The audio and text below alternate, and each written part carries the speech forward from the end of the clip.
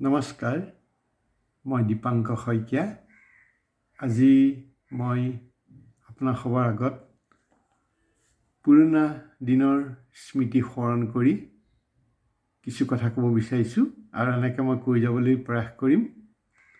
আৰু সেইকাৰণে মই নামটো দিছোঁ ৰেঙনি উভতি চাওঁ। আজি আমি যিখিনি কথা ক'বলৈ আৰম্ভ কৰিছোঁ সেয়া হৈছে বৰ্তমান সময়ত যি ৰাজনৈতিক প্ৰেক্ষাপটৰ ওপৰত। ইয়াৰ আগতে মই নিজকে এবাৰ চিনাকি দি ল'ব বিচাৰিছোঁ। নমস্কাৰ, মই চিনাকি দিওঁ। মোৰ নাম দীপাংকৰ শইকীয়া। মোৰ পিতৃ হ'ল প্ৰয়াত হেমকান্ত শইকীয়া, মাতৃ বীণাপাণি শইকীয়া। আৰু অকণমান আগলৈ যাওঁ, মই পূৰ্বপুৰুষকো স্মৰণ কৰিব বিচাৰিছোঁ। মোৰ দেউতা অৰ্থাৎ ককা গোলাঘাট কমাৰবন্ধা কানুগাঁও নিবাসী, পৰম বৈষ্ণৱ ভকত, সদায় নামতেই ব্ৰতী হৈ থকা বাপুকণ শইকীয়া। আৰু মোৰ আইতাও হ'ল ফুলেশ্বৰী শইকীয়া, তেখেতো প্ৰয়াত। ইয়াৰ পিছত মোৰ মাতৃ বংশৰ ফালে যাব বিচাৰিছোঁ। মোৰ মাতৃৰ পিতৃ হ'ল মোৰ ককা নৱকান্ত বৰদলৈ।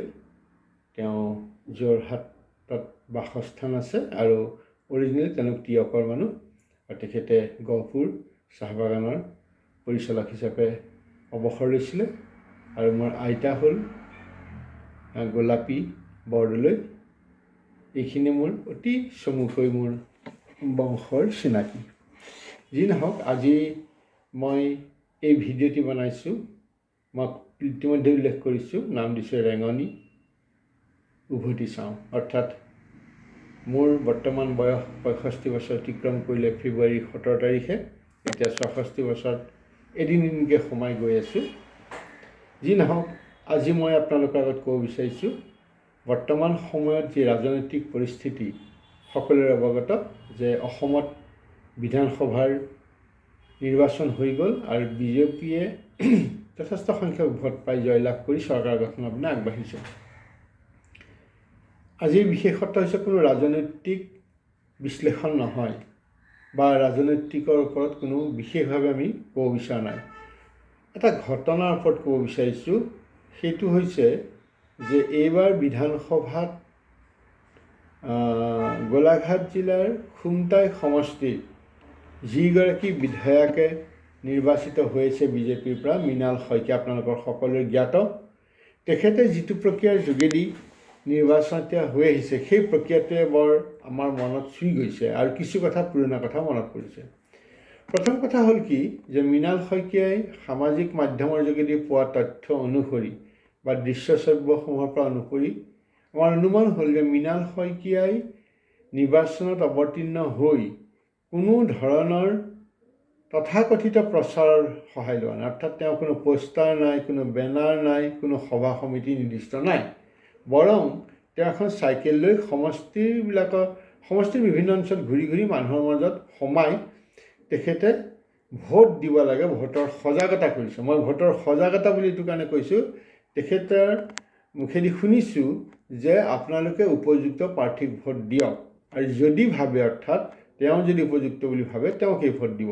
বৰ সুন্দৰভাৱে তেওঁ এটা বাৰ্তা দিছে আজিৰ এই ৰাজনৈতিক যিটো প্ৰেক্ষাপট চলি আছে তাত। যি নহওক, এই কথাষাৰ এইটো কাৰণে ক'লোঁ যে এই সময়তে আমাৰ মনত পৰি গৈছে এটা সৰুকালৰ কথা। তেতিয়া ধৰক মই ক্লাছ 4, 5, 6 মানৰ কথা হ'ব। মই একজেক্টলি কোনটো চন মই পাহৰি গৈছোঁ। মুঠতে যোৱা শতিকাৰ 60 দশকৰ একেবাৰে শেষৰ চোৱা আৰু 70 দশকৰ আৰম্ভণিৰ কথা। তেতিয়া আমাৰ দেউতা চাকৰি সূত্ৰে দেৰগাঁও উন্নয়ন খণ্ডত কৰ্মৰত আছিল। তেখেত SCO আছিলে, সামাজিক শিক্ষা সংগঠক বা বিষয়া, আৰু মা আছিলে মহিলা সামাজিক সংগঠক বা মহিলা সামাজিক বিষয়া বুলি কয়। আৰু সেই সময়ত আমি দেৰগাঁও ব্লকত কাম কৰাৰ কাৰণে দেউতাই মায়ে আমি এটা কোৱাৰ্টাৰ পাইছিলোঁ, আৱাসগৃহ পাইছিলোঁ। সেই আৱাসগৃহত আমি আছিলোঁ আৰু সৰু কালচোৱা আমি তাতে আছিলোঁ। আৰু সেই সময়তে আমি দেখিবলৈ পাইছিলোঁ যে যেতিয়া ইলেকশ্যন আহিছিলে, সেয়া খুমটাই সমষ্টি আহিছিলে। এতিয়া ডিলিমিটেশ্যনৰ পাছতো নিশ্চয় সেই খুমটাই সমষ্টি একেই থাকিব লাগে। যি নহওক, সেই সমষ্টিতে সেই সময়ত বিধায়ক হিচাপে অৱতীৰ্ণ হৈছিলে দেউতাৰ শিক্ষাগুৰু জগন্নাথ বৰুৱা মহাবিদ্যালয়ৰ অধ্যাপক অসমৰ সুসাহিত্যিক চৈয়দ আব্দুল মালিক ছাৰ। আৰু এগৰাকী হৈছে তেখেত কংগ্ৰেছৰ আছিলে আব্দুল মালিক ছাৰ, খুব সময় হয় কংগ্ৰেছৰ পৰা আছিলে। আৰু এগৰাকী আছিলে দেউতাৰ নলেগলে লগা বন্ধু সহপাঠী নগেন বৰুৱা, মিছামৰাৰ ঘৰ তেওঁ, মিছামৰাত তেওঁৰ ঘৰ। দেউতা একেলগে পঢ়া, দেউতাক তুমি তোমাকে মাতে। যিয়ে নহওক, যেতিয়া ইলেকশ্যনৰ সময় আহিছে, মই মনত পৰিছে এতিয়া কথাষাৰ যে সেই সময়তে মালিক ছাৰ আহিছে, বাইদেউ আহিছে, মালিক ছাৰ অহা নাই, বাইদেউ আহিছে। আহি বাইদেৱে আমাৰ আৱাসগৃহত ৰাতিপুৱা ভাগত আহিছে, আহি সুন্দৰকৈ বহিছে, দেউতাৰ লগত কথা বতৰা পাতিছে। দেউতাই কৈছে, হয় বাইদেউ ভাল লাগিলে, বোলে অঁ মই আহিলোঁ তোমালোকৰ তালৈ, এনেকৈ ছাৰেটো উঠিছে এইবাৰ, গতিকে চাবা আৰু। মানে খুব সাৱলীলভাৱে, বৰ ভদ্ৰ মহিলা, অসমীয়া সম্পূৰ্ণ সাজপাৰ পিন্ধি ওৰণিলৈ আহিছে, ইছলাম সম্প্ৰদায় হ'লেও বৰ ভাল লগা। ড্ৰয়িং ৰুমত বহিছে, তামোল এখন খাইছে। সেইখন আমাক অতিথিয়ে তামোলেৰে আপ্যায়ন কৰা হয় প্ৰথমতে, চাহ খোৱা নাই। বহিছে, দেউতাৰ লগত দুআষাৰ কথা পাতিছে। তাৰপিছত তেখেতসকল গৈছে, আৰু তেওঁলোকৰ সমৰ্থকে আমাৰ আৱাসগৃহৰ দেউতাৰ কোৱাৰ্টাৰটোৰ সন্মুখত দেউতাই এটা নাৰিকল পুলি দিছিলে, আৰু নাৰিকল পুলি চাবলৈ গাধৈ, বাঁহৰ গাধৈৰে বেৰা দি থৈছিলে, পুৰণা গাধৈৰে। আৰু তাত এখন পোষ্টাৰ লগাই গ'ল। পোষ্টাৰখন আছিলে, সেইখন কংগ্ৰেছৰ প্ৰতীক চিহ্ন আছিলে গাই দামুৰী। তাত কিন্তু কাৰো নাম নাই, গাই দামুৰী আছে, তাত আব্দুল মালিক ছাৰৰ নাম নাই, খালি জাতীয় কংগ্ৰেছ নে কি কংগ্ৰেছৰ তেওঁলোকৰ নামটো আছে আৰু গাই দামুৰী আছে, বাছ ইমানেই। গ'ল। ঠিক আবেলি সময়ত আহিলে নগেন বৰুৱা দেৱ, দেউতাৰ বন্ধু। দেউতাক আহি লগ কৰিলে, ক'লে হেম আছা? আছোঁ। নগেন বৰুৱাদেৱে আমাৰ ঘৰত সোমাওঁতে সেই পোষ্টাৰখন দেখিলে। তেতিয়া দেউতাক ক'লে যে হেম, ছাৰ আহিছিলে নহয়? দেউতাই ক'লে নহয়, ছাৰ অহা নাই, বাইদেউ আহিছিলে। অঁ, এইবাৰ আৰু ছাত্ৰ শিক্ষক দুইজনে উঠিব লগা হ'ল, বৰ দিগদাৰী হৈছেহে, কি কোৱা? খুব সম্ভৱ নগেন বৰুৱা ছাৰ তেখেত এইটো প্ৰজা ছ'চিয়েলিষ্ট পাৰ্টিৰ পৰা উঠিছিল নে ছ'চিয়েলিষ্ট পাৰ্টিৰ পৰা উঠিছিলে, মই পাহৰিলোঁ। মুঠতে তেখেত কংগ্ৰেছৰ নহয়। যিয়ে নহওক, দেউতাৰ লগত কথা বতৰা পাতিলে। নগেন বৰুৱা দেৱ খুব ভদ্ৰ, তামোল খাই তামোলৰ খেলিঙি ওলাই থাকে, চাপৰ গোলমুখৰ, বগা, একদম পকা থকাৰ নিচিনা মুখখন, বৰ সুন্দৰকৈ দেউতাৰ লগত বহুত সময় কথা পাতিছে। কিন্তু সেয়া কোনো ভোট বিচাৰি কথা পতা নহয়, এনেই কথা পাতিছে। একাপ চাহো খাইছে আমাৰ ঘৰত, খাই পেলাই কৈছে তুমি চাবা আৰু, এতিয়া তোমাক ক'লোঁ ছাৰো উঠিছে, এতিয়া কি কৰিবা, উপায় নাইকিয়া আৰু, আমি ছাৰো উঠিছে, ময়ো উঠিছোঁ, গতিকে আৰু বাছ সিমানেই, তাতকৈ একো কোৱা নাই। গতিকে এনেকুৱা এটা সৌহাৰ্দ্যমূলক পৰিৱেশত তেখেতসকলে ভোট বিচাৰি বা ভোটৰ কাৰণে আমাৰ গৃহলৈ আহিছিল। এই কথাষাৰ এইটো কাৰণে ক'লোঁ যে এতিয়া মৃণাল শইকীয়াই যিটো পদ্ধতি অৱলম্বন কৰি গৈছে, সেই একে পদ্ধতিৰে সেই সময়ত যোৱা শতিকাৰ 70 দশকৰ প্ৰাৰম্ভণিত বা 60 দশকৰ একেবাৰে শেষত তেখেতসকল আহিছিলে।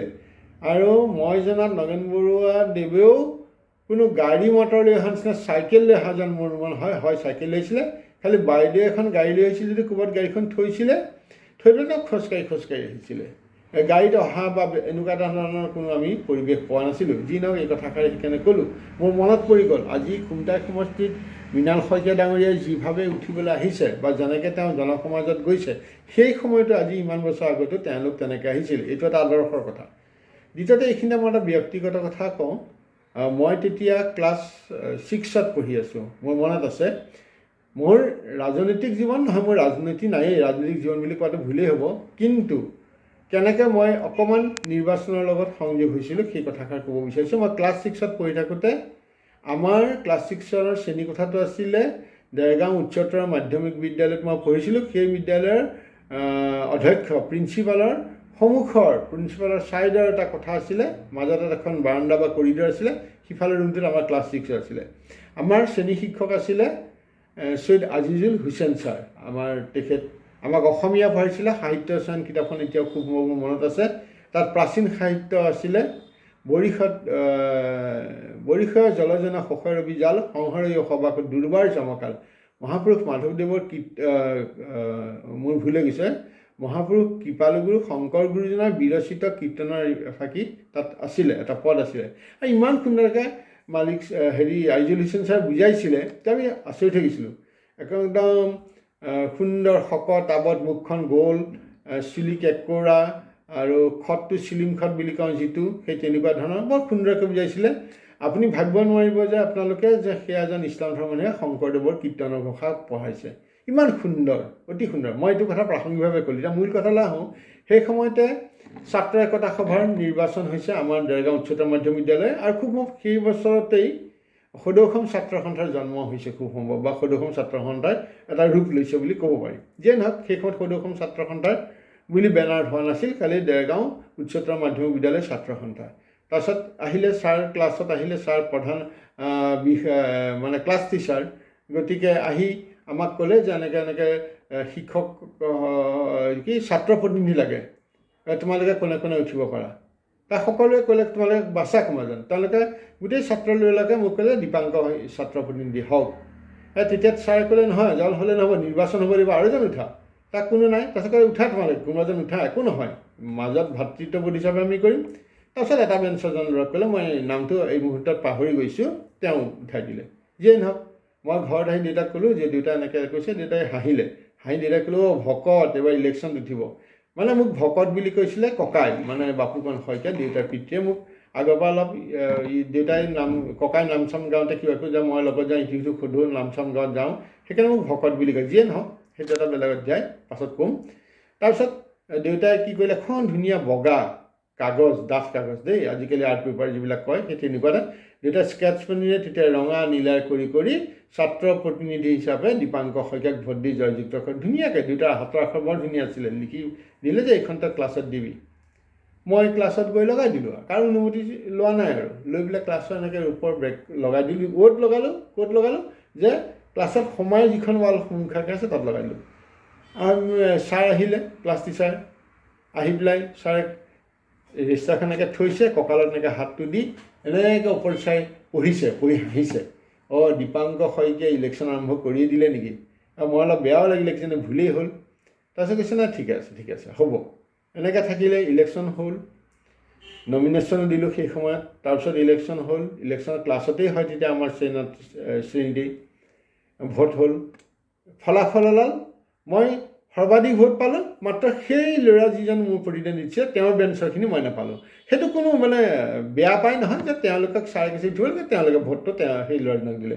গতিকে মই বিপুল ভোটত জয়ী হ'লোঁ আজিটো লাভ।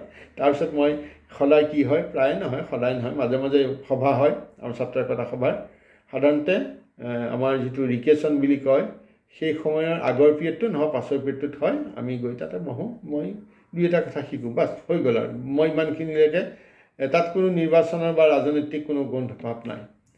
এনেকৈ আহি যেতিয়া মই দেৰগাঁও কমলদৰা কলেজত আহি পেলাই ডাঙৰ গেপাৰ, তাৰপিছত আৰু কোনো ছাত্ৰ একতা সভা বা এইবিলাকৰ লগত সম্পৰ্ক নাই, এনেই সমৰ্থন আছে, চিনি পাওঁ।